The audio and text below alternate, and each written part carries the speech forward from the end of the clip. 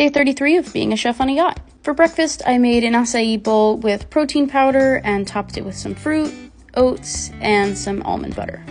This is one of my favorite breakfasts to make because I can keep it in the freezer until the guests are ready to eat. This job is all about being ready at a moment's notice.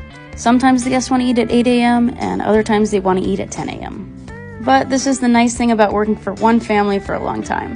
You kind of start to just read their mind and you get really good at reading the room. So today's a big cooking day because we have a large group of guests coming in around lunchtime. I'm making Caribbean mac and cheese, which is just like stupid good.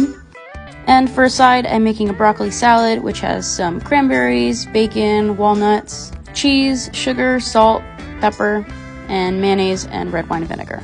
And just throw in some raw broccoli and it's killer. Baked off some white chocolate walnut cookies and then started dinner prep. So I cut up my veg and portioned out the grouper. Served up lunch, which was the Caribbean mac and cheese, conch salad, broccoli salad, Cuban sandwiches, and the cookies. For cocktail hour, I made some crab rangoons, fried those bad boys off, and served them with sweet and sour sauce. And for dinner, I'm making my specialty, which is Thai red curry. Started plating up the meal with a bed of jasmine rice, my curry, and then the seared grouper. The guests this week wanted a theme every night, so we dressed up in togas to make them laugh. I got my toga from my bed. It's like half of a twin bed. I'm surprised it even fit me. And for dessert, we had key lime pie.